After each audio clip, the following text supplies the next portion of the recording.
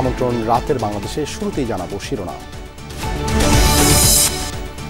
কূটনীতিকদের সম্মানে বিএনপির ইফতার, বাংলাদেশের বিকাশের পথে হস্তক্ষেপ করবে না বিদেশি বন্ধুরা, আশা মির্জা ফখরুলের। পুরোপুরি জননিরাপত্তা নিশ্চিত করতে পারেনি সরকার, অভিমত এনসিপির। বর্তমান পরিস্থিতিতে নির্বাচন আয়োজন কঠিন, রয়টার্সকে নাহিদ। জুন থেকে কমিয়ে নির্বাচনের সময়সীমা আগামী মার্চে সীমাবদ্ধ করলেন প্রধান উপদেষ্টা। আওয়ামী লীগ প্রশ্নের সিদ্ধান্ত ইসির। Who am I to allow them? You're the head of this country. Election Commission will do that. Election Commission decides who participates in election, who doesn't. It's not the Prime Minister who decides. নারায়ণগঞ্জের সাবেক UP chairman lakh মিয়ার অ্যাকাউন্টে 15,000 কোটি টাকার অবৈধ লেনদেন, আয় বহির্ভূত সম্পদ অর্জন সহ 2 মামলা দুদকে। ঢাবি ছাত্রীকে হেনস্থার মামলায় গ্রেপ্তার যুবকের জামিন, ব্যক্তিগত নিরাপত্তার কথা ভেবে মামলা না চালানোর সিদ্ধান্ত ভুক্তভোগী। এছাড়াও রাতের বাংলাদেশে থাকছে যৌথ বাহিনীর অভিযানে ঢাকা মেডিকেলে অর্ধশতাধিক দালাল আটক, রোগীদের সাথে প্রতারণার দায়ে 33 জনকে বিভিন্ন মেয়াদে সাজা।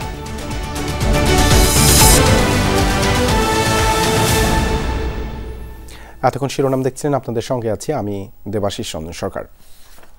বিশ্বব্যাপী বাংলাদেশের বন্ধু ও অংশীদাররা সম্মিলিত বিকাশের জন্য কোনো ধরনের হস্তক্ষেপ করবে না বলে আশা প্রকাশ করেছেন বিএনপি মহাসচিব মির্জা ফখরুল ইসলাম আলমগীর। রাজধানীতে বিদেশি কূটনীতিকদের সম্মানে আয়োজিত ইফতারে তিনি এ আশা প্রকাশ করেন। বলেন, সুষ্ঠু ও অবাধ নির্বাচনের মাধ্যমে দেশকে গণতন্ত্রের পথে নেয়াই এখন প্রধান লক্ষ্য। বাংলাদেশের রাজনৈতিক ভাগ্য কেবল তার জনগণই নির্ধারণ করবে বলে মন্তব্য করেছেন বিএনপির মহাসচিব মির্জা ফখরুল ইসলাম আলমগীর। বিভিন্ন দেশের কূটনীতিকদের জন্য রাজধানীর গুলশানে আয়োজিত এক ইফতার অনুষ্ঠানে তিনি জানান, বিশ্বব্যাপী বাংলাদেশের বন্ধু এবং অংশীদাররা দেশের সম্মিলিত বিকাশের জন্য অহস্তক্ষেপ, সার্বভৌমত্ব এবং বিরোধের শান্তিপূর্ণ সমাধানের বিশ্বব্যাপী নিয়মগুলোকে সম্মান করবে। We also want to ensure that Bangladesh's political fate will be decided by only its people. We expect that our global friends and partners will respect the global norms and non-interference, sovereignty and peaceful resolution of dispute for our collective growth. Mirza Fakhrul আরও জানান, বাংলাদেশের জনগণ ভয়, নিপীড়ন এবং রাজনৈতিক অনিশ্চয়তামুক্ত একটি ভবিষ্যতের দাবিদার। এক্ষেত্রে একটি অবাধ ও সুষ্ঠু নির্বাচনের মাধ্যমে গণতন্ত্রের দ্রুত প্রত্যাবর্তন করাই এখন মূল লক্ষ্য। We are reminded of the values of justice, resilience and unity. The people of Bangladesh deserve a future free from fear, oppression and political uncertainty. The path forward is clear: a swift return to democracy through a free and fair election. এদিকে পল্লবীতে ইফতার সামগ্রী বিতরণ অনুষ্ঠানে যোগ দেন বিএনপির senior যুগ্ম মহাসচিব রুহুল কবির রিজভী। সেখানে তিনি বলেন, অন্তর্বর্তী সরকারের কাছে এখন জনগণের চাওয়া সুষ্ঠু নির্বাচন। জনগণ 17 বছর ধরে ভোট দিতে পারেনি। জনগণের পক্ষ থেকে দাবি যে কবে অবাধ সুষ্ঠু নির্বাচন হবে, কিন্তু এই সরকার ওই ডেটটা দিতে নারাজ। বহুদিন বলার পর মাস বলেছেন ডিসেম্বর, কিন্তু সরকার তো তারিখও বলতে পারে যে অত তারিখ বা অত তারিখের মধ্যে, কেন বলে? আইনের শাসন নিশ্চিত থাকলে দেশে মব কালচার তৈরি হতো না বলে মন্তব্য করেন রুহুল কবির রিজভী। মনে হয় যে অন্তর্বর্তীকালীন সরকারের ভিতরেও কিছু বিএনপি বিদ্বেষী উপদেষ্টা রয়েছে। অলক হাসান, যমুনা নিউজ, ঢাকা। অর্থ পাচারের মামলায় সর্বোচ্চ আদালতে খালাস পেলেন বিএনপির ভারপ্রাপ্ত চেয়ারম্যান তারেক রহমান। বৃহস্পতিবার হাইকোর্টের রায়ের বিরুদ্ধে ব্যবসায়ী গিয়াসউদ্দিন আল মামুনের আপিল মঞ্জুর করে এই রায় দেন প্রধান বিচারপতি সৈয়দ রেফাত আহমেদের নেতৃত্বাধীন 4 সদস্যের বেঞ্চ। তারেক রহমানের আইনজীবীরা বলেন, ভিত্তিহীন মামলায় গায়ের জোরে সাজা দেয়া হয়েছিল তারেক রহমানকে। বিগত তত্ত্বাবধায়ক সরকার এবং আওয়ামী লীগের শাসনামলে বিএনপির ভারপ্রাপ্ত চেয়ারম্যান তারেক রহমানের বিরুদ্ধে যে কয়েকটি দুর্নীতির মামলা হয়, তার মধ্যে সবচেয়ে আলোচিত সিঙ্গাপুরে অর্থ পাচারের এই মামলা। এ মামলায় বিচারিক আদালত থেকে খালাস পেলেও দুদকের হাইকোর্টে করা আপিলে 7 বছরের সাজা দেয়া হয় তারেক রহমানকে, আর দেশ ছাড়তে বাধ্য হন নিম্ন আদালতের খালাসের রায় দেয়া বিচারক। রাজনৈতিক পট পরিবর্তনের পর এই মামলায় খালাস চেয়ে আপিলের অনুমতি চান 7 বছরের সাজাপ্রাপ্ত আরেক আসামি গিয়াসউদ্দিন আল মামুন। গত বছরের 10 ডিসেম্বর হাইকোর্টের দেয়া সাজা স্থগিত করে আপিলের অনুমতি পান গিয়াসউদ্দিন আল মামুন। শুনানি শেষে এই রায় দেন সর্বোচ্চ আদালত। বিভিন্ন জাজমেন্ট থেকে আমরা দেখিয়েছি যে যদি মামলা প্রিন্সিপাল অ্যাকিউজডের এগেনস্টে প্রমাণ না হয়, যদি মামলা দেখা যায় যে না এটা ইন্টেনশনালি করা হয়েছে হ্যারাসমেন্ট করার জন্য, হিউমিলিয়েশনের জন্য, এবং এই মামলা সাজা দেওয়ার মতো কোনো কিছু নাই, সেক্ষেত্রে কেউ যদি আপিল নাও করে কোর্ট ইচ্ছা করলে তাকেও এই খালাসের যে বেনিফিট এটা তাকেও দিতে পারেন। এইভাবে আমাদের প্রেয়ার ছিল, তারা আমাদের এই কন্টেনশনটা অ্যাকসেপ্ট করেছেন। এ মামলায় আইনের যথাযথ প্রক্রিয়া অনুসরণ করা হয়নি বলছেন তারেক রহমানের আইনজীবীরা। রাজনৈতিক প্রতিহিংসায় তৎকালীন সরকারের উচ্চ মহলের নির্দেশে বিচারিক আদালতের রায় পরিবর্তন করা হয় হাইকোর্টে। ক্রেডিট কার্ডের মাধ্যমে টাকা খরচ করলে যে মানি লন্ডারিং হবে, that is an unheard of proposition in the legal arena, যার ফলে যে তাদের যে যথাযোগ্য মর্যাদা যে মানহানি হয়েছিল সেটাকেও ফেরত দেওয়া হয়েছে। 2009, 2002 বিভিন্ন আইনের প্রসিডিউরাল যে লটা আছে এটা সঠিকভাবে ফলো হয়নি। এই গ্রাউন্ডে আজকে অনারেবল কোর্ট খালাস দিয়েছে। 2009 সালে 20 কোটি টাকা ঘুষ হিসাবে নিয়ে ক্রেডিট কার্ডের মাধ্যমে সিঙ্গাপুরে পাচারের অভিযোগে ঢাকার ক্যান্টনমেন্ট থানায় এই মামলাটি করেছিল দুর্নীতি দমন কমিশন। আরিফুর রহমান সবুজ, যমুনা নিউজ, ঢাকা। বাংলাদেশের বর্তমান পরিস্থিতিতে নির্বাচন আয়োজন সম্ভব নয়। বুধবার বার্তা সংস্থা রয়টার্সকে দেয়া সাক্ষাৎকারে কথা বলেছেন নবগঠিত জাতীয় নাগরিক পার্টির আহ্বায়ক নাহিদ ইসলাম। অন্তর্বর্তী সরকার পুরোপুরি জননিরাপত্তা নিশ্চিত করতে পারেনি বলে দাবি তার। এদিকে সন্ধ্যায় জাতীয় নাগরিক পার্টির গণ ইফতার শেষে নাহিদ ইসলাম দ্রব্যমূল্য নিয়ন্ত্রণ ও জননিরাপত্তা নিশ্চিতের আহ্বান জানান। অন্তর্বর্তী সরকারের উপদেষ্টা পদ ছেড়ে নতুন দল জাতীয় নাগরিক পার্টির আহ্বায়কের দায়িত্ব নিয়েছেন নাহিদ ইসলাম। বার্তা সংস্থা রয়টার্সকে দেয়া সাক্ষাৎকারে নাহিদ ইসলাম জানিয়েছেন, অভ্যুত্থানের পর যে রাজনৈতিক শক্তি তৈরি হয়েছে তাকে সুসংগঠিত করতেই পদত্যাগ করেছেন তিনি। আমাদের তো গণঅভ্যুত্থানের শুরুতে বা পরেও খুব পরিকল্পনা ছিল না যে আমরা সরকার গঠন করব, আমরা নিজেরাই সরকারের পার্ট হব। এটা প্রেক্ষাপটে আমাদের উপরে এই দায়িত্বটা এসেছে নেতৃত্বের কারণে। ন্যাশনাল ইন্টারেস্টের জায়গা থেকে এই মুহূর্তে বাংলাদেশে আরেকটি রাজনৈতিক দল গড়ে তুললে এটা এই প্রজন্মের আকাঙ্ক্ষাকে ধারণ করতে পারবে এবং আমাদের যে গণতান্ত্রিক উত্তরণের কথা আমরা বলতেছি সেই ক্ষেত্রে সহায়ক হবে।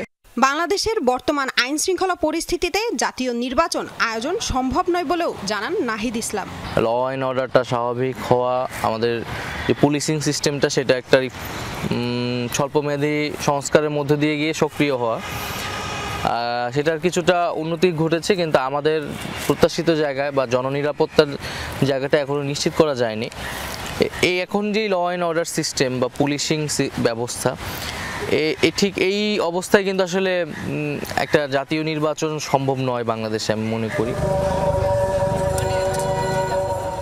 এদিকে সন্ধ্যায় জাতীয় নাগরিক পার্টির গণ ইফতার আয়োজনে নাহিদ ইসলাম বলেন, আকাঙ্ক্ষা অনুযায়ী আইন শৃঙ্খলার উন্নতি ঘটেনি। একই সাথে আইন হাতে তুলে না নেওয়ার আহ্বানও জানান তিনি।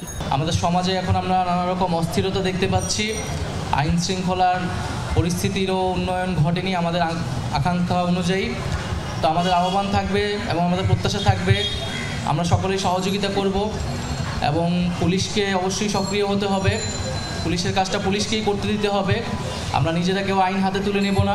রমজানে দ্রব্যমূল্য নিয়ন্ত্রণে রাখার পাশাপাশি সড়কে জনগণ যেন নিরাপদে চলাচল করতে পারে সে বিষয়ে পদক্ষেপ নিতে অন্তর্বর্তী সরকারের প্রতি আহ্বান জানান নাহিদ ইসলাম।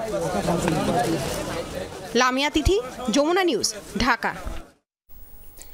চলতি বছরের ডিসেম্বর থেকে আগামী বছরের মার্চের মধ্যে নির্বাচন হবে জানিয়েছেন প্রধান উপদেষ্টা ডক্টর মোহাম্মদ ইউনূস। বিবিসিকে দেয়া সাক্ষাৎকারে তিনি এমনটি জানিয়েছেন। তবে ভোটে আওয়ামী লীগ অংশ নিতে পারবে কি না সে বিষয়ে সিদ্ধান্ত দেবে নির্বাচন কমিশন। দিল্লির সাথে সুসম্পর্কের জন্য ঢাকা আগ্রহী হলেও সংবেদনশীল নানা ইস্যুতে বাংলাদেশ সম্পর্কে ভারত মিথ্যাচার করছে বলে জানান অধ্যাপক ইউনূস।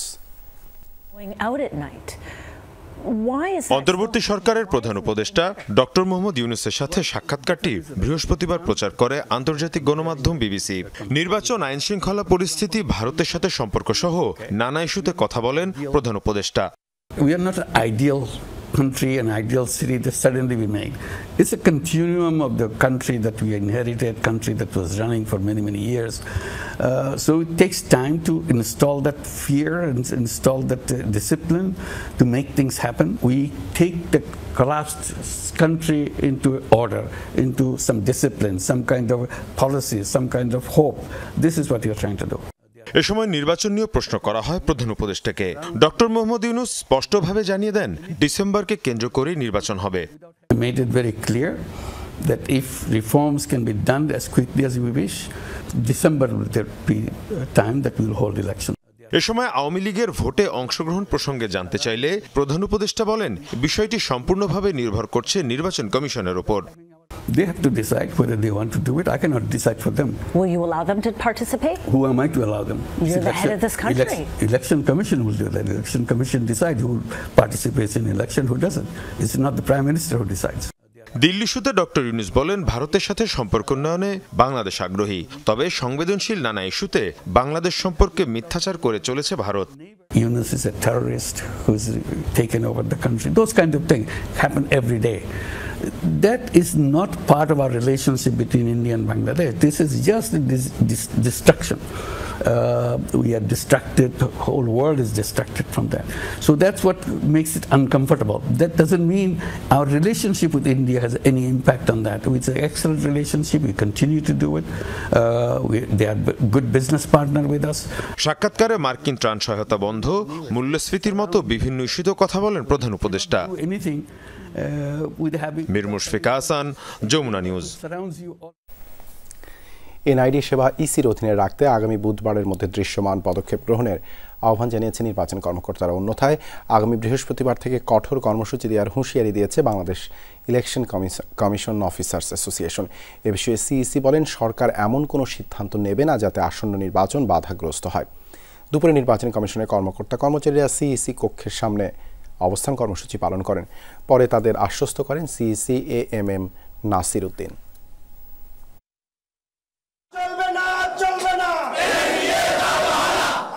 নির্বাচন কমিশনের অধীনেই এনআইডি সেবা রাখার দাবিতে বাংলাদেশ ইলেকশন কমিশন অফিসার্স অ্যাসোসিয়েশনের অবস্থান কর্মসূচি। দুপুরে ইসিতে প্রধান নির্বাচন কমিশনারের দপ্তরের সামনে অবস্থান নেন আন্দোলনকারীরা। এ সময় তাদের দাবি নির্বাচন কমিশনই জাতীয় পরিচয়পত্র তৈরি করেছে, এটি ইসির অধীনে না থাকলে নির্বাচন ও ভোটার তালিকা তৈরিতে সমস্যা হবে। এনআইডি থেকে এর আগে অন্যত্র নিয়ে যাওয়ার জন্য একটা চক্রান্ত ছিল। আপনারা জানেন যে গত স্বৈরাচারের আমলে এনআইডি নিয়ে কিছু ব্যবসাপাতি হয়েছে। আমরা চাচ্ছি না এনআইডি নিয়ে ব্যবসাপাতি হোক। সেটা এনআইডি যদি এখন নিয়ে যাওয়া হয় নির্বাচনের হুমকির সম্মুখীন হবে। আগামী বুধবার অর্থাৎ 12 তারিখের মধ্যে আমরা দৃশ্যমান কার্যকর পদক্ষেপ প্রত্যাশা করছি। যদি 12 তারিখের মধ্যে না হয় 13 তারিখ বৃহস্পতিবার আমরা সারা দেশে মানববন্ধন করব 11টা থেকে 1টা পর্যন্ত। পরবর্তীতে কর্মবিরতি সহ আমরা আরো কঠোর কর্মসূচিতে আমরা যাব। দৃশ্যমান পদক্ষেপের জন্য 12 মার্চ পর্যন্ত সময় বেঁধে দিয়েছেন কর্মকর্তারা। দাবি পূরণ না হলে কঠোর কর্মসূচির হুঁশিয়ারি তাদের। পরবর্তীতে কর্মবিরতি সহ আমরা আরো কঠোর কর্মসূচিতে আমরা যাব। জাতীয় পরিচয়পত্র সেবা নির্বাচন কমিশনের অধীনেই থাকা উচিত উল্লেখ করে প্রধান নির্বাচন কমিশনার বলছেন এ বিষয়ে প্রয়োজনীয় ব্যবস্থা নিতে চিঠি দেওয়া হবে। আমাদের অবস্থা আমরা লিখিত সরকারকে জানাবো এবং সরকার, আমি বিশ্বাস করি যে এগুলো আপনাদের যে উদ্বেগ, যে এখন আপনাদের যে কনসার্ন যেটা সৃষ্টি হয়েছে এটা আমরা সরকারকে জানাবো। এখনো কিন্তু ওইরকম কোনো চূড়ান্ত সিদ্ধান্ত হয়েছে এমন কিন্তু আমি শুনি নাই এখনো। সারা দেশে একটা নেটওয়ার্ক ডেভেলপ করেছে, এক্সপার্টিস ডেভেলপ করেছে। এই সার্বিক বিষয়গুলো ডেফিনেটলি সরকার বিবেচনায় নেবে আমি বিশ্বাস করি। জন্ম নিবন্ধন, এনআইডি ও পাসপোর্ট সেবা নিয়ে দুর্ভোগ নিরসনে স্বতন্ত্র কমিশন প্রতিষ্ঠায় সিভিল রেজিস্ট্রেশন 2025 নামে একটি অধ্যাদেশ করার উদ্যোগ নেওয়া হচ্ছে। এতেই কর্মবিরতির হুঁশিয়ারি দেয় Bangladesh election commission officers association. Tanvir মৌসুম, যমুনা নিউজ, ঢাকা। ব্যাংক হিসাবে প্রায় 15,000 কোটি টাকার লেনদেন, 400 বিঘা জমি এবং 10-এর অধিক ফ্ল্যাট, এমন সম্পদের পাহাড় সাবেক এক ইউপি চেয়ারম্যানের। তিনি নারায়ণগঞ্জের ব্রাহ্মণদী ইউনিয়নের লাখ মিয়া। টানা 3 বার বিনা প্রতিদ্বন্দ্বিতায় হয়েছিলেন জনপ্রতিনিধি। তার পাহাড় সম দুর্নীতিতে সহায়তা করেছেন তার স্ত্রী মাহমুদা বেগম। তাদের দুজনের নামেই মামলা করেছে দুদক। দর্শক, আজ এক রাজা এবং রাজপ্রাসাদের গল্প শুনবো আপনাদের। যে প্রাসাদের মালিক কোনো বিদেশি রাজাবাদশাহ নয় কোনো দেশীয় জমিদার, যিনি একজন ইউনিয়ন পরিষদের চেয়ারম্যান, যার বিরুদ্ধে প্রায় 14,500 কোটি টাকার অস্বাভাবিক লেনদেনের অভিযোগ রয়েছে। স্ক্রিনে প্রসাদ প্রমো যে বাড়িটি দেখা যাচ্ছে তার মালিক নারায়ণগঞ্জের ব্রাহ্মণদী ইউনিয়নের চেয়ারম্যান লাক মিয়ার। প্রায় 15 বিঘা জমিতে গড়ে তুলেছেন নিজের রাজপ্রসাদ। বাড়ির ভেতরে পুকুর, ফোয়ারা এবং জলসাগর সবকিছুরই ব্যবস্থা রয়েছে। ক্ষমতায় থেকে বিজিএফ বিজলি কার্ডে করেছেন ব্যাপক দুর্নীতি। পুরো নারায়ণগঞ্জ জেলা জুড়ে রয়েছে জমি দখলের অভিযোগ। সাবেক সংসদ সদস্য নজরুল ইসলাম বাবুর ছত্রছায়ায় করেছেন সব ধরনের অপকর্ম। নানা ধরনের দুর্নীতি ও সন্ত্রাসের অভিযোগে গত 26 ফেব্রুয়ারি গ্রেপ্তার হন এই ইউপি চেয়ারম্যান। আওয়ামী লীগ ক্ষমতা থাকা অবস্থায় লাক মিয়ার বিরুদ্ধে অনুসন্ধানের কাজ শুরু করে দুর্নীতি দমন কমিশন।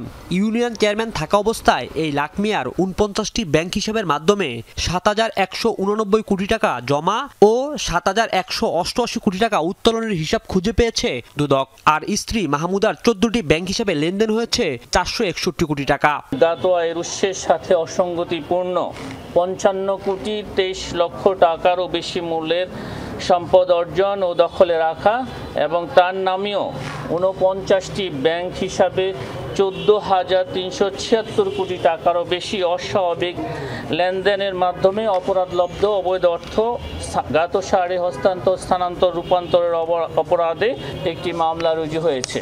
শুধু সন্দেহজনক লেনদেন নয়, লাক মিয়া ও তার স্ত্রী মাহমুদা বেগমের বিরুদ্ধে মিলেছে অবৈধ সম্পদ অর্জনের প্রমাণ। 14 কোটি 50 লক্ষ টাকারও বেশি মূল্যের সম্পদের মালিকানা অসাধু উপায়ে অর্জনপূর্বক দখলে রেখে এবং 14টি ব্যাংক হিসাবে 461 কোটি 16 লক্ষ টাকারও বেশি মূল্যের অর্থ লেনদেনের অপরাধে আরও একটি মামলা রুজু হয়েছে।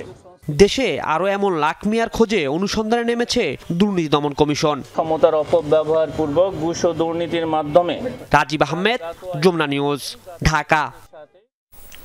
নতুন বাংলাদেশ বিনির্মাণে গণমাধ্যমের স্বাধীনতা নিশ্চিত করতে কাজ করবে বাংলাদেশ জামায়াতে ইসলাম, বলেন জামায়াতে ইসলামীর বাংলাদেশের নায়েবে আমির ডক্টর সৈয়দ আবদুল্লাহ মোহাম্মদ তাহের। সন্ধ্যায় একটি ইফতার মাহফিলে সাংবাদিকদের এই কথা বলেন তিনি। বলেন স্বাধীনতার এত বছর পরেও কাঙ্ক্ষিত গণতন্ত্রের দেখা পায়নি বাংলাদেশ। জাতি সুযোগ দিলে একটি সমৃদ্ধ বাংলাদেশ নির্মাণের প্রত্যয় ব্যক্ত করেন তিনি। এছাড়াও জানান অবাধ সুষ্ঠু নির্বাচনের পরিবেশ নিশ্চিত করেই আগামী নির্বাচন অনুষ্ঠিত করতে হবে। 24-এর আন্দোলনে সাংবাদিকদের বিশাল ভূমিকা ছিল বলেও জানান তিনি।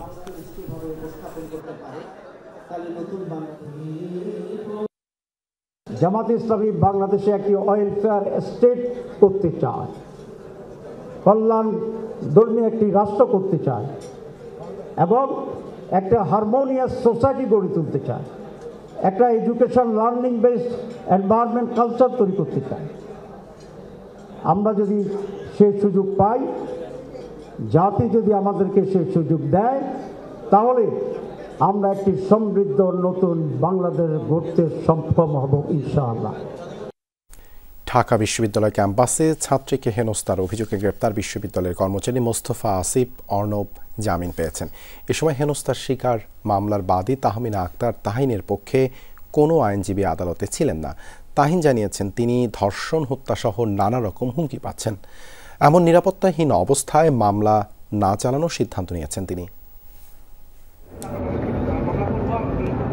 নারী হেনস্থার অভিযোগে গ্রেফতার একজনকে ছাড়াতে বুধবার রাতভর শাহবাগ থানায় একদল লোকের অবস্থান, যারা নিজেদের তৌহিদি জনতা বলে পরিচয় দেন। বৃহস্পতিবার অভিযুক্ত মোস্তফা আসিফ অর্ণবকে আদালতে নেওয়া হয়। তদন্তকারী কর্মকর্তা জানান, মামলার বাদী অভিযোগটি প্রত্যাহারের আবেদন জানিয়েছেন। পরে জামিন পান তিনি। একদল লোক তাকে পাগড়ি ফুলে বরণ করে উল্লাস করেন।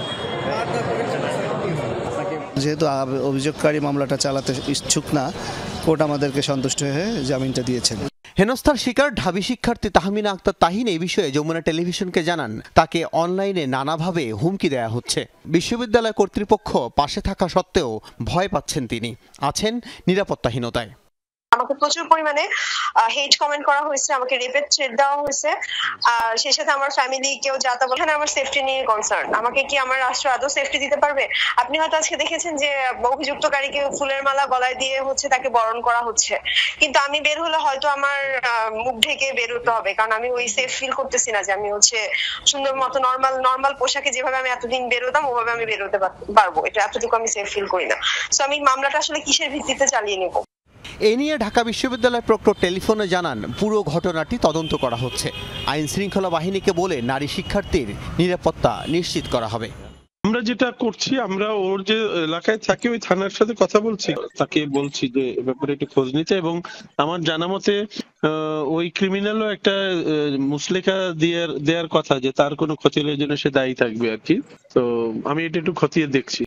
এর আগে মঙ্গলবার দুপুরে ঢাকা বিশ্ববিদ্যালয় কেন্দ্রীয় গ্রন্থাগারের সহকারী বাইন্ডার মোস্তফা আসিফ অর্ণব তাহিনের পথ আগলে দাঁড়ান। পর্দা করেননি কেন এমন প্রশ্ন তুলে তাহিনের প্রতি নানা কুরুচিপূর্ণ মন্তব্য করেন। এ নিয়ে মামলা হলে পুলিশ অর্ণবকে গ্রেফতার করে।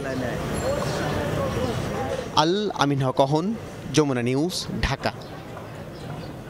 যেখানে যাই ঘটুক না কেন আইন শৃঙ্খলা বাহিনী ছাড়া কারো কোনো এখতিয়ার নেই অভিযান চালানোর। সরকার এগুলোকে প্রশ্রয় দেবে না। মব জাস্টিস নিয়ন্ত্রণের জন্য চেষ্টা হচ্ছে বলে জানিয়েছেন স্বরাষ্ট্র উপদেষ্টা Mohammad Jahangir Alam Chowdhury. Tourist police headquarter পরিদর্শনের সময় তিনি কথা জানান, যারাই মব সৃষ্টি করবে তাদের আইনের আওতায় আনা হবে। আপনারা জানেন যে আমাদের এই ট্যুরিস্ট পুলিশ যেই জায়গায় হচ্ছে, আমরা কিন্তু সাথে সাথে তাদের আইনের আওতায় নিয়ে আসতেছি। এত উচ্ছৃঙ্খল হয়ে গেলে কিন্তু অনেক সময় সমস্যা হয়। মানে বাহিনী দিয়ে তো সবসময় কন্ট্রোল করা যায় না। আইন শৃঙ্খলা বাহিনী ছাড়া কোনো অভিযান চালানো।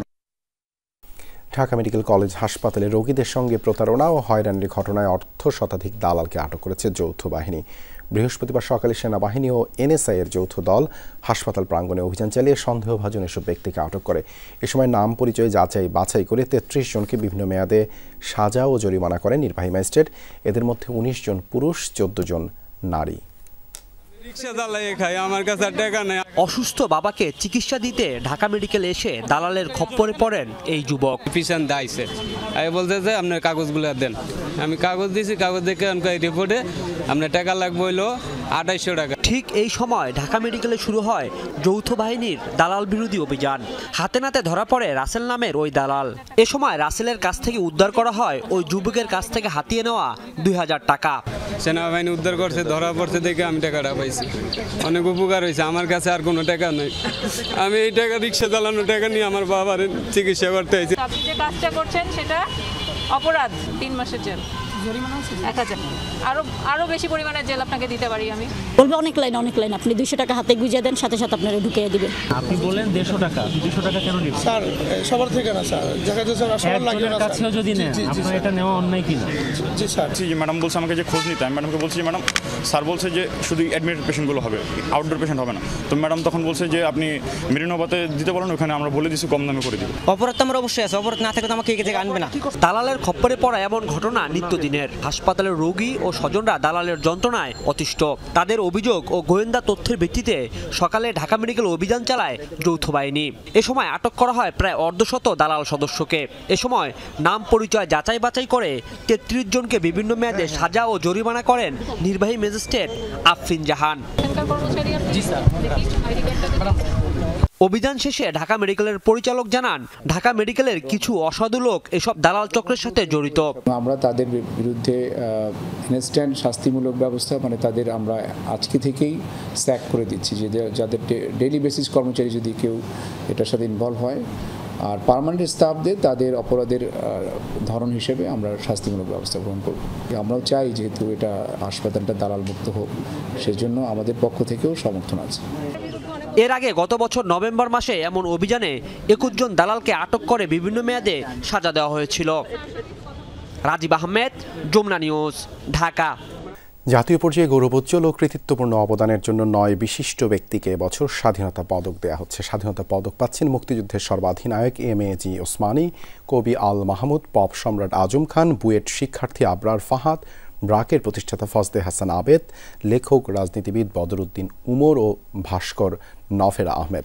তবে সন্ধ্যায় বদরুদ্দিন উমরের দল জাতীয় মুক্তি কাউন্সিলের পক্ষ থেকে বিবৃতি দেয়া হয়, যেখানে বলা হয় স্বাধীনতার পর থেকেই সরকারি বেসরকারি নানা পর্যায়ে তাকে পুরস্কার দেয়া হলেও তিনি কোনোটিই গ্রহণ করেননি। তারই স্বাধীনতা পদকও গ্রহণ করবেন না তিনি। তবে অন্তর্বর্তী সরকারকে ধন্যবাদ জানিয়েছেন তিনি।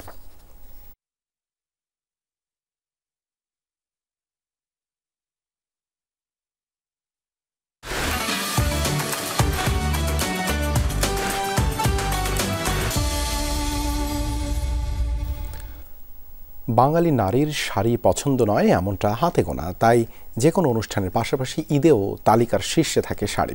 ক্রেতাদের চাহিদা মাথায় রেখে এবার ঈদ কালেকশনে নতুনত্ব এনেছে ফ্যাশন হাউসগুলো।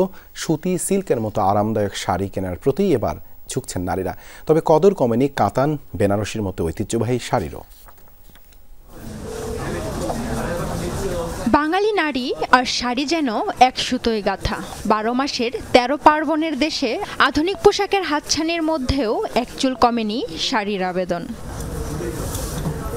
ঈদে নিজেকে একটু বেশি সুন্দর, আকর্ষণীয়, জমকালো আরও অভিজাত করে তুলতে শাড়ি সবচেয়ে নির্ভরযোগ্য পোশাক। তাই ঐতিহ্যবাহী কাতান, বেনারসি, জামদানির যেমন কদর বেড়েছে, তেমনি জর্জেট, শিফন, নেটের শাড়িও পেয়েছে নতুনত্ব। টাঙ্গাইলের আইটেম আছে, ঢাকায় মসলিন আছে, আমাদের বুটিক আইটেম আছে। এগুলি আমাদের বুটিক আইটেমগুলোই বেশি চলে, এগুলো হলো নিজস্ব। জামদানি মানে বাংলাদেশের জন্য এটা একটা ঐতিহ্যবাহী শাড়ি, তো এবার ঈদে ভাবতেছি যে জামদানি শাড়ি কিনবো আর কি। সবচেয়ে ঈদ কালেকশন আপনার ভালো চলছে হচ্ছে গিয়ে ইন্ডিয়ান কিছু গর্জিয়াস কাজ, আপনার হচ্ছে গিয়ে এই আপনার হলো জর্জেট আর টিস্যু সিল্ক, এটা সবচেয়ে বেশি চলছে। চাহিদার কথা মাথায় রেখে শাড়িতে আনা হয়েছে নান্দনিকতা। বেশিরভাগ ক্ষেত্রেই প্রাধান্য দেওয়া হয়েছে এমব্রয়ডারি, কারচুপি, স্ক্রিন প্রিন্ট, ব্লক ও হাতের কাজকে। এমনকি ফ্লোরাল ও জিওমেট্রিক্স প্যাটার্নেও সাজানো হয়েছে শাড়ির জমিন। ঈদটা সামারের মধ্যেই পড়ছে, সো একটু কমফোর্টেবল হবে। যে ধরনের কালার বা যে ধরনের ফ্যাব্রিকগুলো পরে একটু আরাম পাওয়া যাবে গরমে, এই টাইপের কাপড় একটু দেখছি এবার। আমি হচ্ছে যে সিল্ক, খাদ্দি টাইপ বা হচ্ছে যে অর্গানজা দেখাচ্ছে, হালকা কালারের মধ্যে সব দেখতেছি। ঈদটা পড়তেছে গরমের ভিতরে, তো সেই ক্ষেত্রে ফেব্রিকটা অনেক মুখ্য একটা বিষয় হয়ে দাঁড়ায়। তো সেই জন্য আমাদের কি হালকা ফেব্রিকগুলোর ভিতরে একটু লাইট কালার আর হচ্ছে ডিজাইনটাও একটু হালকা ডিজাইন যাতে হয়, ওইভাবে করে আমাদের প্রোডাক্টগুলো করা হয়। গরমের কথা মাথায় রেখে সুতি, সিল্ক আর শিফনের শাড়ির দিকে ঝুঁকছেন অনেকেই। আবহাওয়া, ফ্যাশন আর আভিজাত্যকে ফুটিয়ে তুলতে শাড়ি বেছে নিচ্ছেন অধিকাংশ নারীরা। সৌরভী সায়দা, যমুনা নিউজ, ঢাকা। আরএফএল ওয়াট্রো যত্নে রাখতে চান, ইনসেক্ট রিপেলেন্ট মাস্টার ব্যাচ যুক্ত আরএফএল ওয়াট্রো কাপড় যত্নে রাখার নাম্বার 1 সলিউশন। নির্ধারিত ভাড়ার বাইরে যাত্রী পরিবহন করলে লঞ্চের রুট পারমিট বাতিলের কথা জানালেন নৌ উপদেষ্টা অবসরপ্রাপ্ত brigadier general doctor M Shekhawat Hossain. তবে সেই ভাড়া এখনও চূড়ান্ত হয়নি। বললেন, লসে চলায় বিআইডব্লিউটি এর সাথে আলোচনার পর ভাড়া নতুনভাবে নির্ধারণ করবে নৌ পরিবহন মালিকরা। ঈদে বাড়ি ফেরায় রীতিমতো একটা উৎসব। প্রিয়জনের কাছে ফেরার যাত্রায় সবচেয়ে বড় দুশ্চিন্তা চলাচলকারী বাহন। পদ্মা সেতু উদ্বোধনের পর থেকেই দক্ষিণের মানুষ ঘরে ফিরছেন সড়ক আর রেলে। পূর্বের মতো নৌপথে ভিড় না থাকলেও ঈদে ফেরে হারানো ব্যস্ততা, থাকে স্বল্প ও নিম্ন আয়ের মানুষের চাপ। সেই সাথে অতিরিক্ত ভাড়া, অতিরিক্ত যাত্রীবহন, ভোগান্তি নিয়ে থাকে অসংখ্য অভিযোগ। বৃহস্পতিবার দুপুরে সচিবালয়ে আসন্ন ঈদ উল ফিতরকে সামনে রেখে লঞ্চ মালিক, বাস মালিক, বিআইডব্লিউটিএ, নিরাপত্তা বাহিনীর সদস্য সহ সকল অংশীদারদের সাথে বৈঠকে বসেন নৌ পরিবহন উপদেষ্টা ব্রিগেডিয়ার জেনারেল অবসরপ্রাপ্ত এম শেখাওয়াত হোসেন। 15 রমজান থেকে রাজধানীর 0 পয়েন্ট থেকে সদরঘাট পর্যন্ত সড়ক হকার মুক্ত এবং যত্রতত্র বাস পার্কিং না করার নির্দেশ দেওয়া হয়েছে। 0 পয়েন্ট থেকে সদরঘাট এই রাস্তা উন্মুক্ত রাখতে হবে। যত্রতত্র বাস, 3টা বাস একসাথে দাঁড়িয়ে বন্ধ করতে পারবে না। পারলে আমি রিকোয়েস্ট করেছি পুলিশকে যে ওনারা 3 জায়গায় ওনাদের ক্রেন নিয়ে দাঁড়িয়ে থাকবেন, দরকার হলে বাস ক্রেন শুধু উঠিয়ে নিয়ে যাবে। যাত্রীদের অতিরিক্ত ভাড়ার অভিযোগ নিয়ে প্রশ্ন করলে তিনি জানান, নির্ধারিত ভাড়ায় যাত্রী বহন করতে হবে, নতুবা বাতিল করা হবে রুট পারমিট। ভাড়ার বিষয়টি লঞ্চ মালিকদের সাথে আলোচনা করে নির্ধারণ করবে অভ্যন্তরীণ নৌ চলাচল কর্তৃপক্ষ। সিরিয়াল ব্রেক করলে ওনারা, এখানে মালিক সমিতির আছেন লোকজন, ওনাদের সামনে বলা হয়েছে যে ওই লঞ্চের এগেনস্টে অ্যাকশন নেওয়া হবে, দরকার হলে তার লাইসেন্স সাসপেন্ড করব। ঈদের এই 15 তারিখ থেকে নির্ধারিত ভাড়া হবে, ওটা ওনারা আজকের থেকে বা কালকের থেকে টাঙিয়ে রাখবেন, যাতে যাত্রীরা দেখতে পারে যে এখন ওনারা কী পয়সায় যাচ্ছেন, নির্ধারিত ভাড়াটা কি। নির্ধারিত ভাড়ার বাইরে ওনারা ভাড়া নেবেন না। লঞ্চে যাত্রীদের অহেতুক হয়রানিমূলক তল্লাশি না করার নির্দেশ দেন উপদেষ্টা। 15 রমজান থেকে রাতে বাল্কহেড ও স্পিডবোট চলাচলে নিষেধাজ্ঞা দেওয়ার কথাও জানান তিনি। নৌ পুলিশ অথবা র্যাব অথবা কোস্টগার্ড হয়তো কোনো লঞ্চে উঠে তল্লাশি শুরু করবেন না। ও যদি সেটা করেন তাহলে আমি লঞ্চ কর্তৃপক্ষকে বলবো আপনারা একটা কমপ্লেন দেবেন, উই উইল টেক অ্যাকশন। ওখানে পাক বিতণ্ডতা করার কোনো কারণ নেই। যাত্রীচাপ সামলাতে কোনো লঞ্চ অতিরিক্ত চলাচল করতে চাইলে অনুমতি নিতে হবে জানান নৌ উপদেষ্টা। তাছাড়া সদরঘাটের পাশাপাশি দেশের অন্যান্য বন্দরের নৌ চলাচলও যেন নির্বিঘ্ন হয় দেন সেই নির্দেশনা। কুকর্ম করার চিন্তা ভাবনা করছেন, একটু চিন্তা ভাবনা করে করবেন।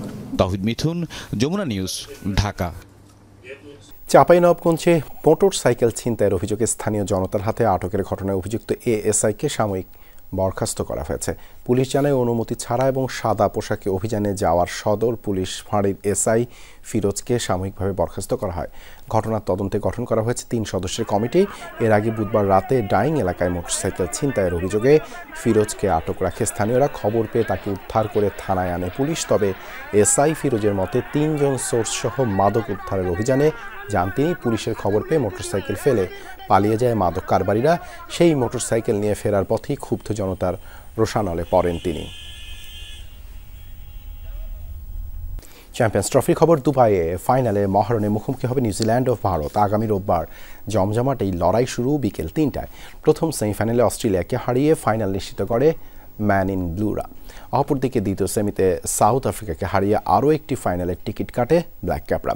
চ্যাম্পিয়ন্স ট্রফির ইতিহাসে সর্বোচ্চ দলীয় সংগ্রহ 362 রান তুলেছিল কিউইরা। তবে এই ম্যাচে দুঃসংবাদও পেয়েছে দলটি। কাঁধের চোটের কারণে ফাইনাল অনিশ্চিত পেসার ম্যাট হেনরির। গেল রোববার গ্রুপ পর্বের ম্যাচে হেনরি ছিলেন ভারতের বিপক্ষে সফল বোলার। যদিও ম্যাচটা জিতেই গ্রুপ সেরা হয়েছিল রোহিত শর্মার দল। দুবাইতে খেলতে লাহোর থেকে বিমান ধরতে হয়েছে কেন উইলিয়ামসনদের। বিপরীতে একই ভেন্যুতে সব ম্যাচ খেলায় সেই ঝক্কি পোহাতে হচ্ছে না ভারতকে। অবিলম্বে জিম্মিদের মুক্তি না দিলে গাজা উপত্যকায় তৈরি হবে নারকীয় পরিস্থিতি। মরতে হবে সব হামাস সদস্যকে, আবারও হুমকি দিলেন মার্কিন প্রেসিডেন্ট ডোনাল্ড ট্রাম্প। বুধবার সামাজিক যোগাযোগ মাধ্যমের এক পোস্টে বলেন, এটাই শেষ সতর্কবার্তা। তার কথা মতো না চললে নিরাপদ থাকবে না কোনো হামাস সদস্য। এই প্রক্রিয়া শেষ করতে যা যা প্রয়োজন ইসরায়েলকে দেয়া হবে। ফিলিস্তিনি জনগণের উদ্দেশ্যে ট্রাম্প বলেন, তাদের জন্য সুন্দর ভবিষ্যৎ অপেক্ষা করছে। এটাই গাজা ছাড়ার সুবর্ণ সময় উল্লেখ করে সুযোগটি লুফে নেওয়ার আহ্বান জানান। ইউক্রেনীয় প্রেসিডেন্ট ভলোদিমির জেলেনস্কির জন্মস্থান ক্রিভিরি শহরে ব্যালিস্টিক মিসাইল ছুড়ল রাশিয়া। প্রাণ গেছে অন্তত 4 জনের। বুধবার একটি হোটেলে আঘাত হানে মিসাইল। গুরুতর আহত হয়েছে 31 জন, যাদের মাঝে 14 জনের অবস্থা আশঙ্কাজনক। কিয়েভের সামরিক বাহিনীর দাবি, রাশিয়া থেকে 2টি ব্যালিস্টিক মিসাইল ও 112টি ড্রোন ছোড়া হয়েছে, যাতে অন্তত 14টি ভবন ক্ষতিগ্রস্ত হয়েছে। এদিকে খার্কিভের এক আবাসিক এলাকায় ড্রোন হামলা চালিয়েছে মস্কো। সেখানেও আহত হন 2 বাসিন্দা।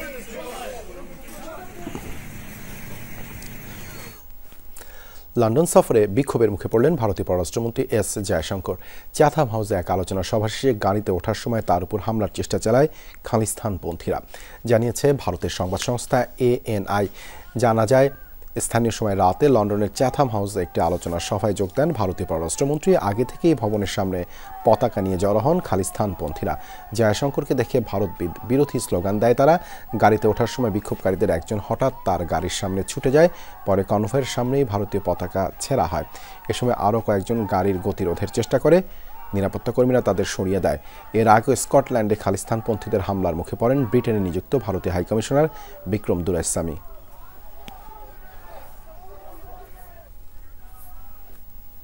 এই ছিল রাতের বাংলাদেশে। এতক্ষণ আমাদের সাথে থাকার জন্য ধন্যবাদ সবাইকে।